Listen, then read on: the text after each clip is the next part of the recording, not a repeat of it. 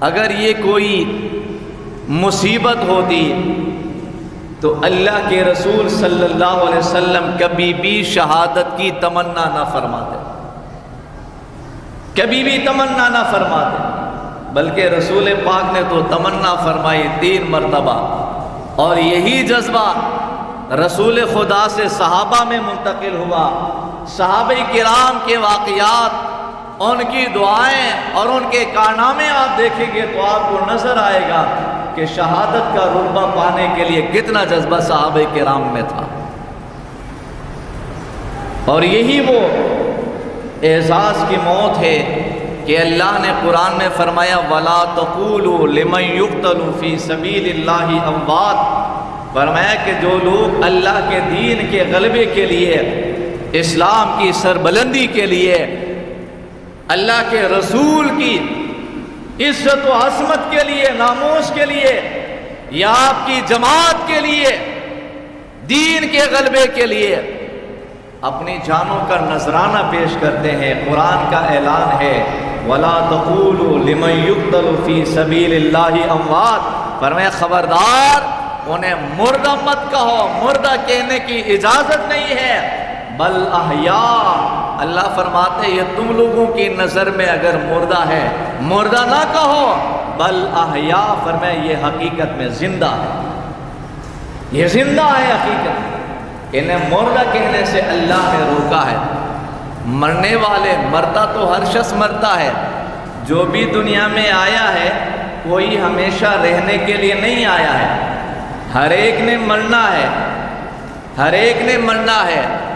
چاہے وہ ماننے والا ہو یا منکر ہو،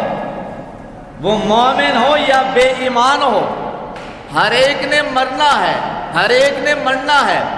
کل نفس ذائقۃ الموت۔ لیکن میرے بھائیوں، مرنے والے میں بھی بڑا فرق ہوتا ہے، مرنے والے میں بڑا فرق ہوتا ہے، اور جو اللہ کے دین کی خاطر شہادت کی موت مرتا ہے، یہ اتنا بڑا اعزاز ہے۔ اخروی سعادتیں سب اپنی جگہ، دنیا ہی کے اندر آپ مشاہدہ کرتے ہیں کہ مرنے والا اگر کوئی عام کوئی مرتا ہے، چاہے وہ بڑا آدمی ہو یا چھوٹا ہو، نیک ہو، کوئی بھی ہو، کتنا ہی بڑا ولی مر جائے، اسلام کا حکم یہ ہے کہ اس کے کپڑے اتار دیے جائے، اس کو نہلایا جائے، کفن پہنایا جائے، پھر اس کی تدفین عمل میں لائی جائے۔ یہ عام مرنے والے کے لیے اسلام کا حکم ہے، یہ اسلام کی تعلیم ہے، اسلام کا سبق ہے کہ عام مرنے والے کے لیے یہ حکم ہے۔ وہ مرنے والا اپنے زمانے کا بہت بڑا ولی ہو، بہت بڑا عالم ہو، بہت بڑا فاضل ہو، اسلام کا حکم یہ ہے کپڑے اتار دیے جائے، کفن پہنایا جائے، غسل دیا جائے، پھر تدفین عمل میں لائی جائے۔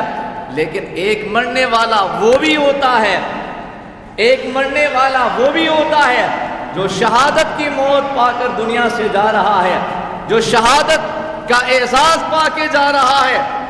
اسلام کا حکم یہ ہے کہ جناب اس کے کپڑے اتارنے کی ضرورت نہیں ہے،